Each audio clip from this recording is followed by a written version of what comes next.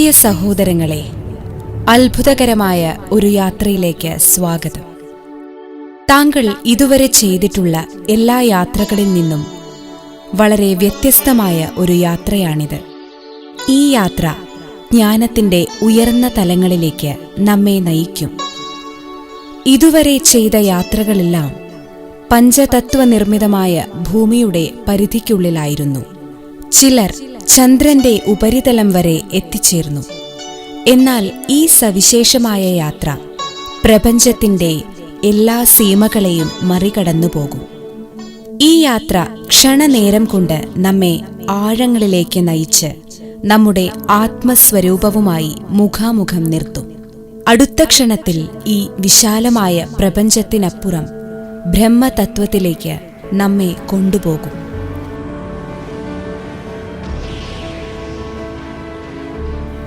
ഈ ജ്ഞാനം നമ്മെ ആത്മീയ സാധനയുടെ പടികളിലൂടെ സമ്പൂർണതയിലേക്ക് നയിക്കും. ഈ മാർഗത്തിലൂടെ നടന്ന് സമ്പൂർണത പ്രാപ്തമാക്കിയ ആദ്യത്തെ മനുഷ്യാത്മാവ്, ആ സവിശേഷ വ്യക്തിത്വത്തെ നമ്മൾ കണ്ടുമുട്ടും. ഈ മാർഗത്തിന്റെ ഏറ്റവും വലിയ സവിശേഷതയായ അമൂല്യമായ ജ്ഞാനരത്നങ്ങളും നമുക്ക് ലഭിക്കും. ഈ മാർഗത്തിലൂടെ നടക്കുന്നതിന് നമുക്ക് ശക്തി പ്രദാനം ചെയ്യുന്ന രാജയോഗത്തിന്റെ ശിക്ഷണവും ലഭിക്കും. ഈ മാർഗത്തെ ഉപദേശിക്കുന്ന അതുല്യമായൊരു വിദ്യാലയത്തിന്റെ പരിചയവും നമുക്ക് ലഭിക്കും. വരൂ, ഈ അത്ഭുതകരവും അനുപമവുമായ യാത്രയിലേക്ക് താങ്കൾക്ക് വീണ്ടും സ്വാഗതം.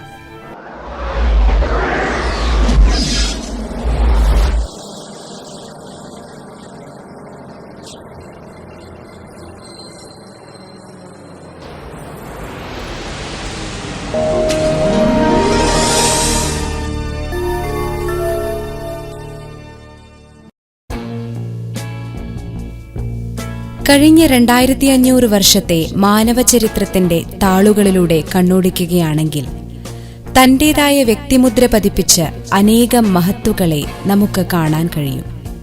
ശ്രേഷ്ഠമായ വാക്കുകളുടെയും കർമ്മത്തിന്റെയും ബലം കൊണ്ട് അവർ തങ്ങളുടെ വ്യക്തിപ്രഭാവത്താൽ ഇതിഹാസ താളുകളെ സമ്പന്നമാക്കി. ഇതിൽ ദീർഘകാലം സാമ്രാജ്യം നിലനിർത്തിയ രാജാക്കന്മാരുണ്ട്. അനേകം പേരിൽ സ്വാധീനം ചെലുത്തി ഈശ്വരമാർഗത്തിലേക്ക് നയിച്ച ധർമ്മഗുരുക്കന്മാരുണ്ട്. തന്റെ അന്വേഷണ ബുദ്ധി കൊണ്ട് മനുഷ്യജീവിതത്തിൽ വിപ്ലവകരമായ പരിവർത്തനമുണ്ടാക്കിയ ബുദ്ധിജീവികളുണ്ട്. ഹിംസാത്മകമോ അഹിംസാത്മകമോ ആയ സമരരീതി കൊണ്ട് ജനജീവിതത്തെ മാറ്റിമറിച്ച നേതാക്കളുണ്ട്. തന്റേതായ രീതിയിൽ എല്ലാവരും അദ്വിതീയരായിരുന്നുവെങ്കിലും ആരും എല്ലാ അർത്ഥത്തിലും സമ്പൂർണരായിരുന്നില്ല. ഇവിടെ ഒരു ചോദ്യം ഉദിക്കുന്നുണ്ട്.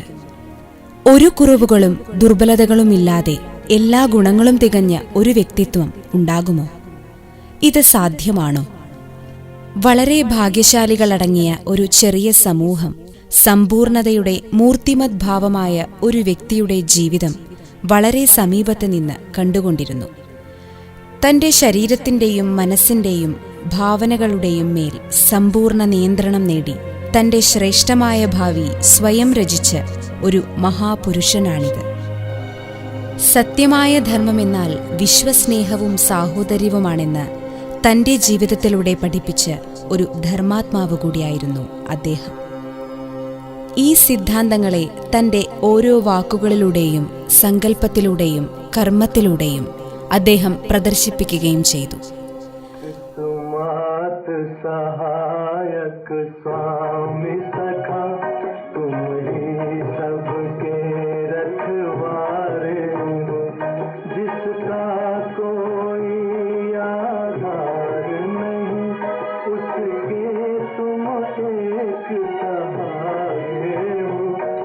तुम्हार सहायक स्वामी सखा तुम ही सबके रखवारे हो।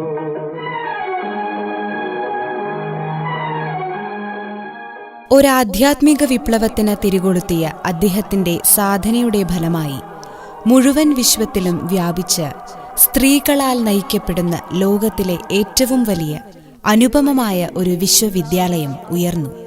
സ്വയം നിരാകാരനായ പരമാത്മാവ് അദ്ദേഹത്തെ തന്റെ സാകാര മാധ്യമമാക്കി. എല്ലാ മനുഷ്യരെയും ഈ വിശ്വത്തിന്റെ ഭ്രഷ്ടാചാരങ്ങളിൽ നിന്ന് മുക്തമാക്കുവാനുള്ള ജ്ഞാനം പ്രദാനം ചെയ്തു.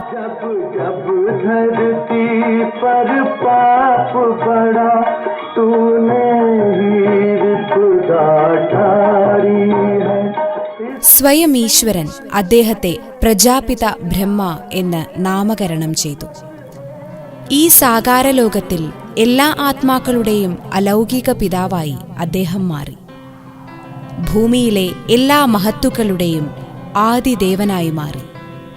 സ്വയം സമ്പൂർണത നേടിയ പ്രജാപിത ബ്രഹ്മാവ് മറ്റെല്ലാ മനുഷ്യാത്മാക്കൾക്കും പ്രചോദനം നൽകുന്ന ഒരു ഉദാഹരണമായി മാറി. സമ്പൂർണത നേടുന്നത് അസാധ്യമാണെന്ന് ഇനി ആരും കരുതാൻ പാടില്ല. തന്റെ ചുവടുകളിലൂടെ അദ്ദേഹം കാലത്തിന് മായ്ക്കാനാകാത്ത മുദ്രകൾ പതിപ്പിച്ചു. ഇന്നും ലോകത്തിന്റെ ദൃഷ്ടിയിലേക്ക് വന്നിട്ടില്ലാത്ത അദ്ദേഹത്തെ ചരിത്രത്താളുകളിൽ നമുക്ക് കണ്ടെത്താൻ കഴിയില്ല.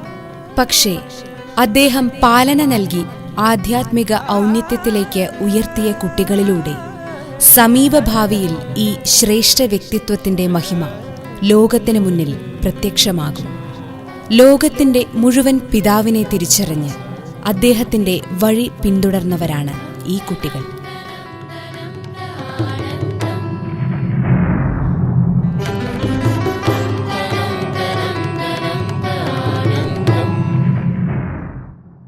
വരൂ, നമുക്കും അദ്ദേഹത്തിന്റെ ചുവടിന്മേൽ ചുവടുകൾ വച്ച് അദ്ദേഹത്തിന്റെ മഹിമയെ മനസ്സിലാക്കാൻ ശ്രമിക്കാം.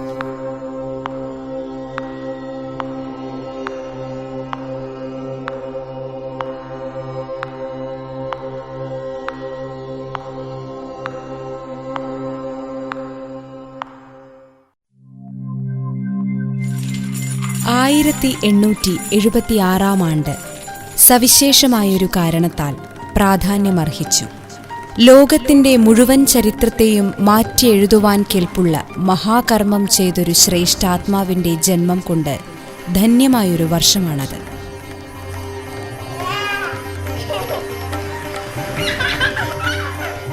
സിന്ധ് പ്രവിശ്യയിൽ വല്ലഭാചാരി വംശത്തിലെ കൃപലാനി കുടുംബത്തിൽ പ്രഭാവശാലിയായൊരു ബാലകൻ ജനിച്ചു.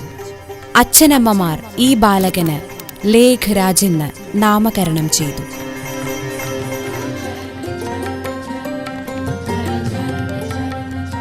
ലേഖരാജിന്റെ പെരുമാറ്റം ഹൃദ്യവും ആകർഷകവുമായിരുന്നു. മാലാഖമാരെ ഓർമ്മിപ്പിക്കുന്ന തരത്തിലുള്ള ദിവ്യത ആ ബാലകന്റെ മുഖത്തുനിന്ന് പ്രസരിച്ചിരുന്നു. സുമുഖനും അനുസരണയുള്ളവനുമായിരുന്ന ആ ബാലകൻ പഠിപ്പിലും സമർത്ഥനായിരുന്നു.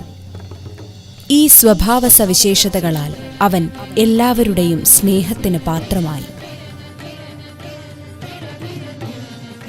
ഒരു തികഞ്ഞ ഭക്തൻ കൂടിയായിരുന്ന ബാലകനായ ലേഖരാജ് വിഷ്ണുവിനെ വിധിപൂർവം പൂജിച്ചിരുന്നു. ബാല്യകാലത്ത് തന്നെ ലേഖരാജിന് തന്റെ മാതാവിനെ നഷ്ടപ്പെട്ടു.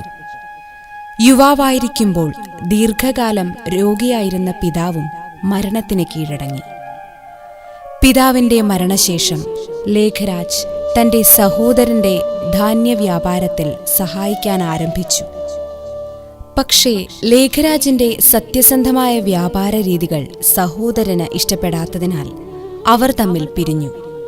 അങ്ങനെ ലേഖരാജ് തന്റേതായ വ്യാപാരം ആരംഭിച്ചു. അല്പകാലം കഴിഞ്ഞ് ലേഖരാജ് ബോംബെയിലേക്ക് വന്നു. വജ്രവ്യാപാരത്തിന്റെ വിവിധ വശങ്ങൾ ബോംബെയിൽ വെച്ച് ലേഖരാജ് സ്വായത്തമാക്കി. തന്റെ സത്യസന്ധതയും തീക്ഷ്ണ ബുദ്ധിയും അക്ഷീണ പ്രയത്നവും കൊണ്ട് കുറഞ്ഞ സമയത്തിൽ തന്നെ ലേഖരാജ് പ്രസിദ്ധനായ ഒരു വജ്രവ്യാപാരിയായി പേരെടുത്തു. രാജാക്കന്മാരും മഹാരാജാക്കന്മാരും, അന്നത്തെ ബ്രിട്ടീഷ് വൈസ്രോയ്, നേപ്പാൾ രാജകുടുംബാംഗങ്ങൾ, ഉദയംപൂർ മഹാരാജാവ് തുടങ്ങിയവർ അദ്ദേഹത്തിന്റെ ഇടപാടുകാരായിരുന്നു. മറ്റു രത്നവ്യാപാരികൾക്ക് തങ്ങളുടെ ആഭരണങ്ങൾ കൊട്ടാരം കാര്യസ്ഥന്മാരെ കാണിക്കാൻ മാത്രമേ കഴിഞ്ഞിരുന്നുള്ളൂ. എന്നാൽ ലേഖരാജിന്റെ വ്യക്തിമഹിമയിലും സത്യസന്ധതയിലും രാജകുടുംബാംഗങ്ങൾക്ക് പൂർണ്ണമായ വിശ്വാസമുണ്ടായിരുന്നതിനാൽ അദ്ദേഹത്തിന് ആഭരണങ്ങളുമായി അന്തഃപുരത്തിൽ പ്രവേശിക്കാനുള്ള അനുവാദമുണ്ടായിരുന്നു. വ്യാപാരത്തിൽ ചിരപ്രതിഷ്ഠ നേടിയതിനു ശേഷം യശോദ എന്ന കന്യകയുമായി ലേഖരാജിന്റെ വിവാഹം നടന്നു. യശോദ എല്ലാ അർത്ഥത്തിലും ലേഖരാജിന്റെ പൂർണ്ണ സഹയോഗിയായിരുന്നു. കാലത്തിന്റെ ഒഴുക്കിൽ ലേഖരാജ് ജിയുടെ പരിവാരം വളർന്നു. കുടുംബാംഗങ്ങൾ അദ്ദേഹത്തെ സ്നേഹപൂർവ്വം ദാദാ എന്ന് വിളിച്ചു. തന്റെ സമ്പർക്കത്തിൽ വന്ന ഓരോ വ്യക്തിക്കും ദാദാ ലേഖരാജ് സ്നേഹവും ബഹുമാനവും നൽകി. അദ്ദേഹം ദയാലുവും ദാനശീലനുമായിരുന്നു. ദരിദ്രർക്കും സാധു സന്യാസിമാർക്കും അദ്ദേഹം നിത്യേന എന്നോണം ദാനധർമ്മങ്ങൾ നടത്തി. സ്ത്രീകളോടുള്ള ബഹുമാനം ദാദയുടെ സവിശേഷതയായിരുന്നു. പുരുഷന്മാരെക്കാളും സ്ത്രീകൾ ഒട്ടും താഴെയല്ലെന്ന് അദ്ദേഹം ഉറച്ചു വിശ്വസിച്ചു. ഒരിക്കൽ ചിത്രകാരനായ അദ്ദേഹത്തിന്റെ സുഹൃത്ത് ഒരു ചിത്രം അദ്ദേഹത്തിന് സമ്മാനിച്ചു. അതിൽ ലക്ഷ്മി വിഷ്ണുവിന്റെ കാൽ തടവുന്ന ചിത്രം ആലേഖനം ചെയ്തിരുന്നു. അതിഷ്ടപ്പെടാതിരുന്ന ദാദ വിഷ്ണുവിനും ലക്ഷ്മിക്കും തുല്യ പ്രാധാന്യം നൽകുന്ന രീതിയിൽ ചിത്രം മാറ്റിവരയ്ക്കാൻ ആവശ്യപ്പെട്ടു. ആ കാലഘട്ടത്തിൽ ഏറ്റവും വലിയ ധനവാന്മാരിൽ ഒരാളായി ദാദ മാറിയെങ്കിലും അദ്ദേഹത്തിൽ അല്പം പോലും സ്വാർത്ഥത ഉണ്ടായിരുന്നില്ല. ഓരോ മനുഷ്യാത്മാവിനെ പ്രതിയും അദ്ദേഹത്തിന്റെ മനസ്സിൽ സ്നേഹവും ദയയുമുണ്ടായിരുന്നു. തിരക്കു പിടിച്ച കാര്യവ്യവഹാരത്തിനിടയിലും ദാദ സമയം കണ്ടെത്തി സാഗരതീരത്ത് ഏകാന്തമായിരുന്ന മുഴുവൻ ലോകത്തെയും ജനങ്ങൾക്ക് നന്മയുണ്ടാകുന്നതിനു വേണ്ടി ഈശ്വരനോട് പ്രാർത്ഥിക്കുമായിരുന്നു.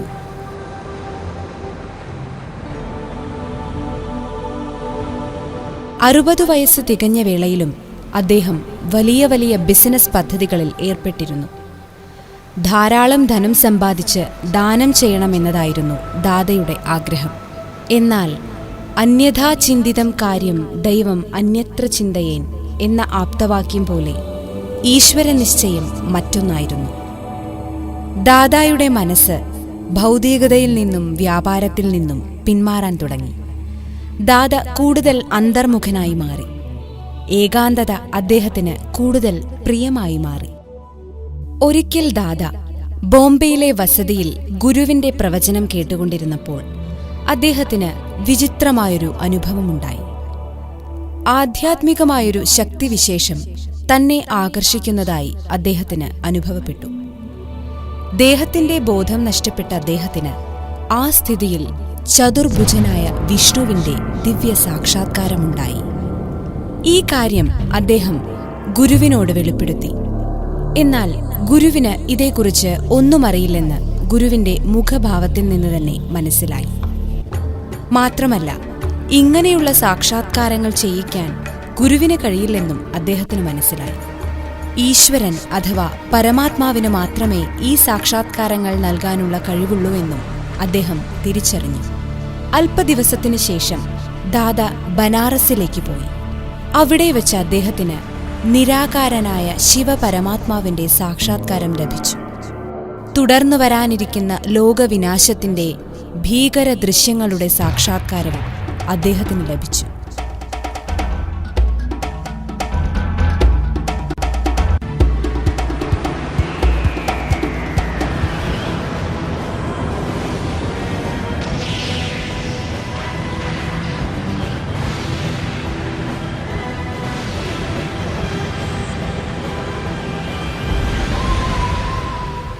ബോംബുകളും മറ്റാണവായുധങ്ങളും കൊണ്ട് ലോകത്തിന് മഹാവിനാശമുണ്ടാകുന്നത് അദ്ദേഹം കണ്ടു. ഈ സാക്ഷാത്കാരം അദ്ദേഹത്തിന് ലഭിക്കുമ്പോൾ അമേരിക്ക ആദ്യത്തെ ആണവായുധം പ്രയോഗിച്ചിരുന്നില്ല. ആണവായുധത്തോടൊപ്പം പ്രകൃതിക്ഷോഭങ്ങളും വിനാശത്തെ സഹായിക്കുന്ന ദൃശ്യം ദാദ കണ്ടു. ജലം, അഗ്നി, ഭൂകമ്പം എന്നിവ മനുഷ്യരെ വിഴുങ്ങുന്നതും പ്രാണരക്ഷാർത്ഥം മനുഷ്യർ ഓടുന്നതും ദാദ കണ്ടു.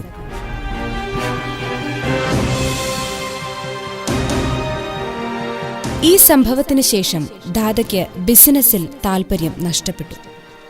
അദ്ദേഹം തന്റെ ഓഹരി പാർട്ട്ണർക്ക് വിൽക്കുകയും ലൗകിക വ്യാപാരത്തിൽ നിന്ന് വിടുതൽ നേടുകയും ചെയ്തു. ദാദയ്ക്ക് വീണ്ടുമൊരു വിചിത്ര അനുഭവമുണ്ടായി. മുൽചന്ദ് എന്ന ഒരു ബന്ധുവിന്റെ മരണം നടന്നു. അല്പദിവസങ്ങൾക്കുശേഷം അദ്ദേഹം മുൽചന്ദിന്റെ അന്തിമ സമയവും മരണവും തന്റെ കൺമുന്നിൽ കണ്ടു. കാലിന്റെ പെരുവിരലിന്റെ അറ്റം മുതൽ ഊർജത്തെ പിൻവലിച്ച് ആത്മാവ് ഭ്രൂമധ്യത്തിൽ കേന്ദ്രീകരിച്ചതിനു ശേഷം ക്ഷണനേരം കൊണ്ട് ശരീരത്തെ ഉപേക്ഷിച്ചു.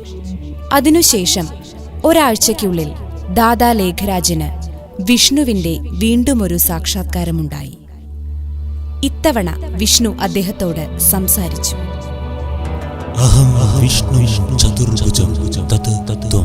അതായത്, ഞാൻ ചതുർഭുജനായ വിഷ്ണുവാണ്, അതുതന്നെയാണ് നീ. അതിനുശേഷം ശ്രീകൃഷ്ണനും ശ്രീകൃഷ്ണന്റെ അനേക രൂപങ്ങളും ഒന്നിനു പിറകെ ഒന്നായി ദാദയുടെ മുന്നിൽ പ്രത്യക്ഷപ്പെട്ടു. എല്ലാവരും അതേ വാക്യം തന്നെ ആവർത്തിച്ചു.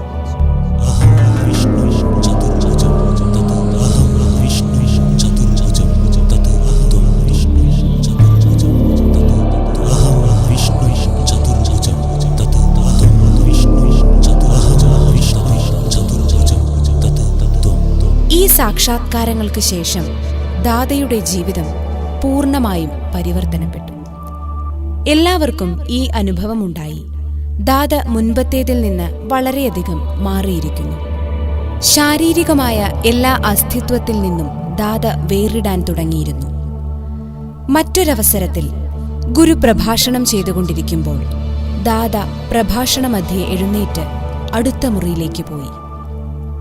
ദാദ എഴുന്നേൽക്കുന്നത് കണ്ട് പ്രഭാഷണം കേട്ടുകൊണ്ടിരിക്കുകയായിരുന്ന അദ്ദേഹത്തിന്റെ പുത്രവധുവും ദാദയുടെ പിറകെ മുറിയിലേക്ക് പോയി. മുറിക്കകത്തെത്തിയ അവർ കണ്ടത് ദാദാജിയുടെ കണ്ണുകൾ ചുവപ്പ് നിറത്തിൽ തിളങ്ങുന്നതാണ്.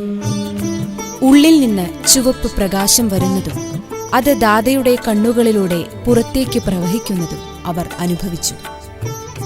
ദാദാജിയുടെ മുഖം മുഴുവൻ അരുണവർണം പൂണ്ടു. മുറി മുഴുവൻ ആ ദിവ്യപ്രകാശം വ്യാപിച്ചു. അപ്പോൾ അവർക്ക് ഒരു ശബ്ദം കേൾക്കുന്നതായി അനുഭവപ്പെട്ടു. മറ്റാരോ ദാദയുടെ മുഖകമലത്തിൽ കൂടി സംസാരിക്കുന്നതായാണ് അവർക്ക് അനുഭവപ്പെട്ടത്.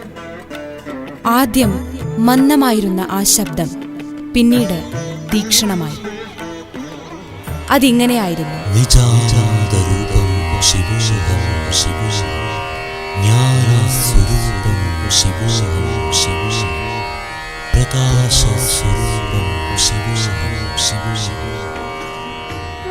അതായത്, ആനന്ദസ്വരൂപനായ ഞാൻ ശിവനാണ്, ജ്ഞാനസ്വരൂപനായ ഞാൻ ശിവനാണ്, പ്രകാശസ്വരൂപനായ ഞാൻ ശിവനാണ്. പിന്നീട് അല്പനേരം ദാദ കണ്ണടച്ചിരുന്നു. കണ്ണുകൾ തുറന്നതിന് ശേഷം ദാദ പറഞ്ഞു, അതൊരു പ്രകാശമായിരുന്നു. അവിടെ ഏതോ ഒരു ശക്തിയുണ്ടായിരുന്നു. അതൊരു പുതിയ ലോകമായിരുന്നു. അവിടെ ദിവ്യത കളിയാടിയിരുന്നു. അവിടെ ഓരോരുത്തരും സന്തോഷവാന്മാരായിരുന്നു. എല്ലാവരും സമ്പൽ സമൃദ്ധരായിരുന്നു. ശാന്തിയും സുഖവുമുണ്ടായിരുന്നു. പിന്നീട് ആ പ്രകാശം എന്നോട് പറഞ്ഞു, ഇതുപോലൊരു ലോകം സൃഷ്ടിക്കാൻ നീ നിമിത്തമായി മാറണം. ദാദയ്ക്ക് പിന്നീട് മനസ്സിലായി, സ്വയം നിരാകാരനായ പരമാത്മാ ശിവനായിരുന്നു തന്റെ പരിചയം നൽകിയത്. മാത്രമല്ല, ഈ അപവിത്രവും നരകതുല്യവുമായ കലിയുഗത്തിന് ശേഷം വരാനിരിക്കുന്ന സ്വർണിമലോകം സൃഷ്ടിക്കാൻ എന്നെ പരമാത്മാവ് തന്റെ സാകാരമാധ്യമമാക്കി മാറ്റുകയാണ്. ഈ വാർത്ത പരക്കാൻ തുടങ്ങിയപ്പോൾ ദാദയുടെ ബന്ധുമിത്രാദികൾ ഈ ജ്ഞാനം കേൾക്കുവാനായി ദാദയുടെ വീട്ടിലേക്ക് വരാൻ ആരംഭിച്ചു.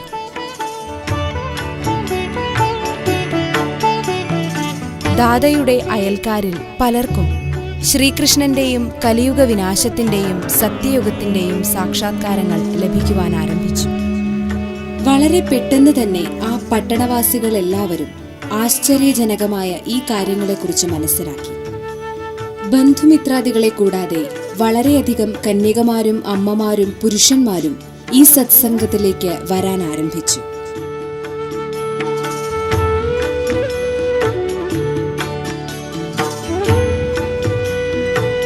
അങ്ങനെ സത്സംഗം വളർന്നു. ഈ സത്സംഗം ഓം മണ്ഡലി എന്നറിയപ്പെടാൻ തുടങ്ങി. കാരണം ഇവിടെ എല്ലാവരും ഓം എന്ന മഹാമന്ത്രമുച്ചരിച്ച് ആ ശബ്ദത്തിന്റെ യഥാർത്ഥ സ്വരൂപത്തിൽ സ്ഥിതി ചെയ്തിരുന്നു.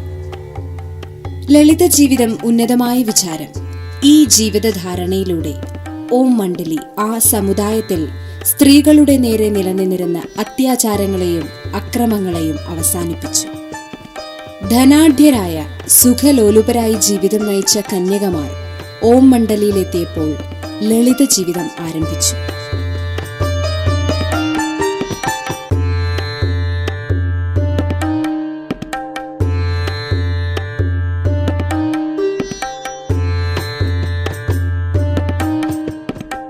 അങ്ങനെ ഈ സത്സംഗത്തെ പ്രതിയുള്ള ജനങ്ങളുടെ ആദരവ് വർദ്ധിച്ചു.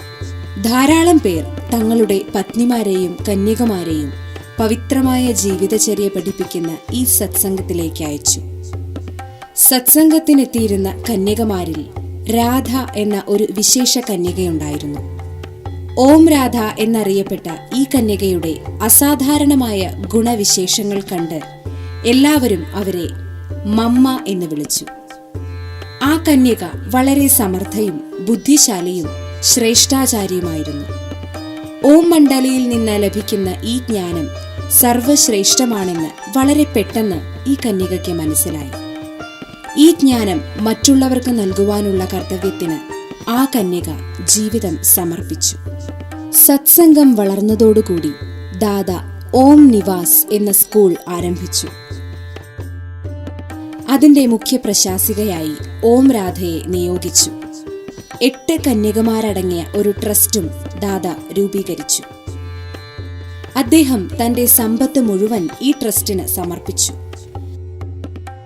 സത്സംഗം വളർന്നപ്പോൾ ധാരാളം വിരോധികളുമുണ്ടായി. സമൂഹത്തിലെ ഒരു വിഭാഗം ജനങ്ങൾ ഓം മണ്ഡലിക്കെതിരായി പ്രവർത്തനങ്ങൾ നടത്തി. ഓം മണ്ഡലിയുടെ വളർച്ചയെ തടയാനുള്ള എല്ലാ ശ്രമങ്ങളും അവർ ചെയ്തു. സത്സംഗത്തിൽ വന്നുകൊണ്ടിരുന്ന കന്യകമാരെയും അമ്മമാരെയും ദേഹോപദ്രവമേൽപ്പിക്കാനും പൂട്ടിയിടാനും തുടങ്ങി.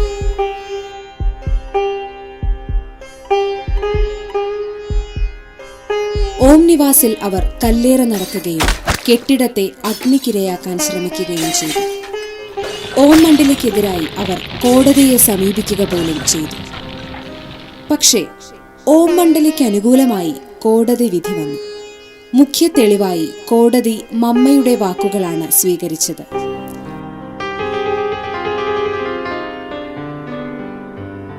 പിന്നീട് 1950 ഓം മണ്ഡലിയിലെ 450 വിദ്യാർത്ഥികളും ദാദയോടൊപ്പം കറാച്ചിയിൽ നിന്ന് മൗണ്ട് അബുവിലേക്ക് വന്നു. അതോടുകൂടി സത്സംഗത്തിന്റെ പേര് ഓം മണ്ഡലിയിൽ നിന്ന് പ്രജാപിത ബ്രഹ്മകുമാരീസ് ഈശ്വരീയ വിശ്വവിദ്യാലയം എന്ന് പുനർനാമകരണം ചെയ്യപ്പെട്ടു.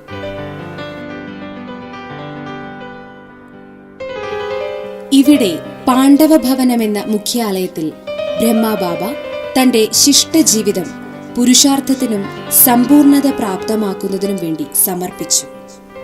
വിശ്വവിദ്യാലയത്തിന്റെ സ്ഥാപനയ്ക്ക് ശേഷം കുറച്ചുകാലം കഠിനമായ സാമ്പത്തിക ബുദ്ധിമുട്ടുകളിലൂടെ കടന്നുപോകേണ്ടി വന്നു. എന്നാൽ നൈതികതയിൽ അടിയുറച്ച് ജീവിച്ചിരുന്ന ബ്രഹ്മബാബ ഈ കഷ്ടപ്പാടിന്റെ സമയത്തും നൈതിക മൂല്യങ്ങൾ കൈവെടിഞ്ഞില്ല. ബ്രഹ്മബാബ സമർത്ഥനായ ഒരു ഭരണാധികാരിയുമായിരുന്നു. ഓരോ മനുഷ്യാത്മാവിനും സ്നേഹവും ബഹുമാനവും നൽകി അവരുടെ ഹൃദയം കീഴടക്കുന്ന രീതിയായിരുന്നു ബ്രഹ്മബാബയുടേത്. മുഴുവൻ മാനവജനതയുടെയും സേവനത്തിലായിരുന്നു ബ്രഹ്മബാബയുടെ ശ്രദ്ധ മുഴുവൻ കേന്ദ്രീകരിച്ചത്. ആധ്യാത്മികമായ പരിവർത്തനത്തിന്റെ കർത്തവ്യത്തിൽ ബ്രഹ്മബാബ അക്ഷീണ പ്രയത്നം തന്നെ നടത്തി. 80 വയസ്സായപ്പോഴും അദ്ദേഹം വിശ്രമത്തെ ത്യാഗം ചെയ്ത് ഈശ്വരീയ കാര്യത്തെ പൂർത്തീകരിക്കുന്നതിനായി അക്ഷീണ പ്രയത്നം ചെയ്തു. അങ്ങനെ ഈശ്വരീയ സേവനം അഭിവൃദ്ധിപ്പെട്ടു. ബാബയ്ക്ക് ഈ സങ്കല്പമുണ്ടാകാൻ ആരംഭിച്ചു. ജീവിതത്തിൽ സമ്പൂർണ്ണ സ്ഥിതി ഞാൻ വേഗം തന്നെ പ്രാപ്തമാക്കണം.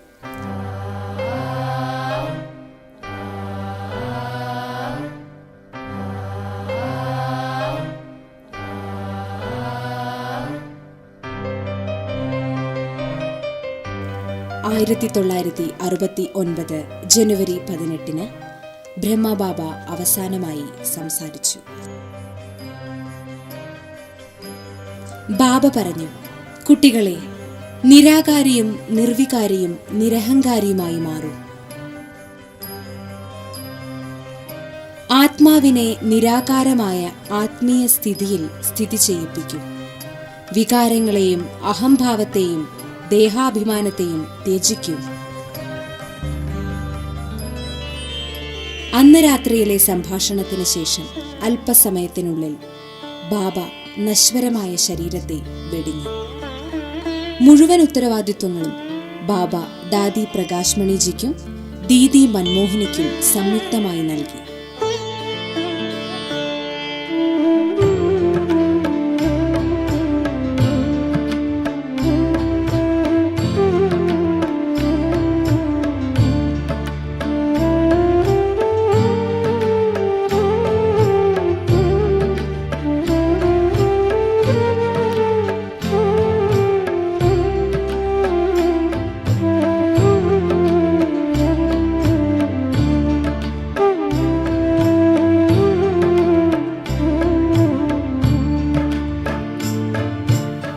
അവർ ഓരോരുത്തരും ഈശ്വരീയ സേവനത്തിന്റെ വിശാലമായ ക്ഷേത്രത്തിൽ കൂടുതൽ അനുഭവ സമ്പത്തുള്ളവരായി മാറി.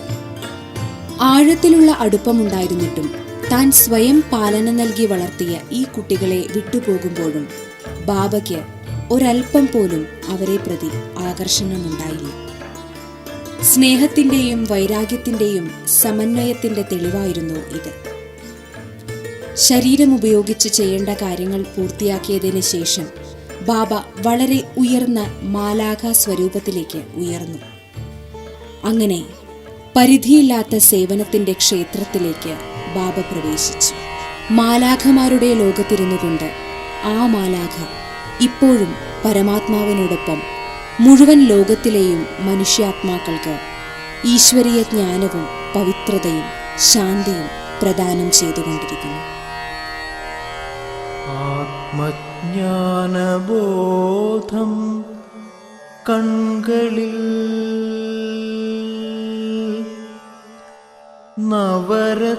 നവരത്നശോഭതൻ മുഖപ്രസാദം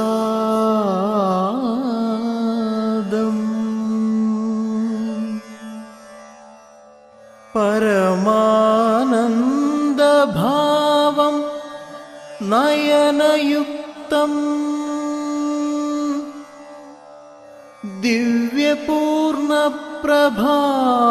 ദിവ്യപൂർണപ്രഭാമയ സത്കടാക്ഷം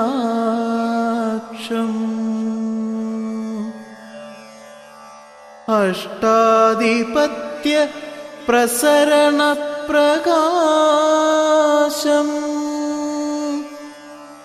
നിത്യചൈതന്യ നിരാകാരസ്വരൂപം